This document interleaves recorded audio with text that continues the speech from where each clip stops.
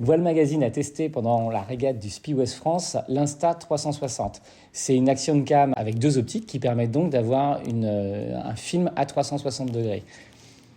Alors, le modèle que nous avons testé, il était avec un pack plongé, ce qui est normalement fait pour filmer sous l'eau. Mais vu les conditions que nous avons eues durant ces 4 jours, c'est-à-dire du vent fort, beaucoup de pluie, nous avons préféré l'installer dans ce caisson étanche. Alors, ce caisson étanche, il a différents inconvénients, et là, on le voit en ce moment à l'écran. Notamment, alors uniquement sur cette vidéo, vous allez le voir, c'est qu'on voit la liaison entre l'avant et l'arrière. Mais bizarrement, quand il va faire beau ou quand on aura essuyé l'optique, cette liaison va disparaître et on n'aura pas ce souci-là. On a aussi avec ce caisson un son qui est assourdi, qui est moins net.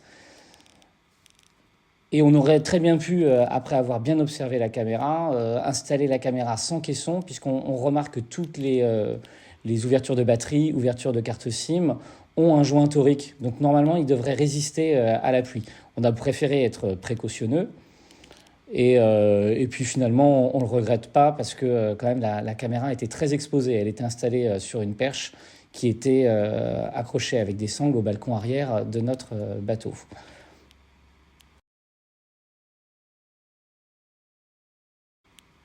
Alors on voit bien cette petite liaison qui nous a embêtés. Et là, on est par beau temps, donc un départ vraiment au coude à coude. Et c'est là tout l'intérêt de la caméra, c'est qu'au moment du montage, je vous parlerai du soft après, on peut choisir l'angle de la caméra. Ça veut dire que là, à chaque fois que vous voyez la caméra changer d'angle, c'est l'opérateur qui, en post-production, a choisi ses angles. C'est-à-dire que le fichier brut qu'on obtient est un fichier comment on appelle ça, maison, enfin d'un logiciel propre. C'est pas une vidéo qu'on peut lire comme ça sur n'importe quelle application. Et il va falloir le traiter et le transformer. Et c'est lors de cette transformation qu'on choisit l'angle. Donc là, on décide de regarder à droite plus largement. On aurait pu faire un tour complètement complet. Alors voilà, second souci de ce caisson étanche, c'est qu'il est livré avec des petites pastilles anti-buée. Et les petites pastilles anti-buée, il faut les remplacer de temps en temps. Et là, très clairement, après notre première journée de très grosse pluie, une deuxième journée de beau temps, la troisième, je ne remplace pas les pastilles et ça ne loupe pas, la buée se forme.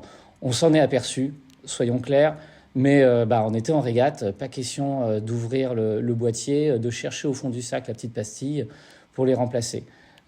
Ça, c'est un défaut lié à une mauvaise utilisation. On n'aurait pas dû avoir ce résultat-là. Alors, on vous a quand même mis la vidéo. Donc là, c'est dans la pétole parce qu'on trouve ça sympa, quoi. On a fait de la régate. Alors, lors du montage, on a décidé uniquement de regarder à droite et à gauche. On aurait pu aussi regarder en bas et en haut. C'est un 360 dans toutes les directions. Et on peut aussi changer l'angle de la caméra, être plus grand angle, moins grand angle, pour éviter de trop grosses déformations. Tout ça est possible grâce au soft. Et alors, c'est un soft qui est très simplifié, parfois peut-être même trop simplifié quand on est habitué à faire du montage vidéo, mais qui nécessite surtout un ordinateur très puissant. Et c'est peut-être là le bas qui blesse. C'est que là, on avait une vidéo très longue qui durait toute la régate, presque 2 heures. On en a tiré une vidéo de 10 minutes. Mais très honnêtement, il nous a fallu largement 2 heures pour faire ce montage et 2 heures avec une personne qui est habituée à faire du montage vidéo. Alors, avantage ou inconvénient, je ne sais pas, parce que étant un monteur professionnel, du coup, il ne retrouvait pas les raccourcis habituels des logiciels de montage. Peut-être que quelqu'un de totalement nouveau aurait moins cherché des automatismes qu'on trouve sur d'autres logiciels. Il n'empêche qu'il faut quand même, à mon avis, pour s'en sortir, regarder longuement tous les tutos disponibles et s'armer de patience et d'un ordinateur, je le répète encore, très puissant. Les fichiers qu'on obtient en vidéo ne sont pas utilisables si on ne passe pas par ce soft. Évidemment, on peut faire aussi des photos. Et ce qui est important, c'est que tout ça se contrôle depuis un smartphone. Donc, on peut poser la caméra comme c'était le cas un peu à l'extérieur du bateau et avec un smartphone, lancer un enregistrement vidéo, lancer des photos, changer les modes d'angle de prise de vue, changer les caractéristiques de l'image, si on veut plus d'images secondes, si on veut plus ou moins de résolution.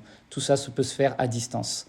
Et évidemment, il peut aussi se faire via l'écran tactile de la caméra ou via les boutons d'accès rapide de la caméra lorsque celui-ci est enfermé comme là dans un caisson étanche. Là, on voit un passage de bouée assez chaud avec un refus de priorité du bateau qui est le plus à bâbord.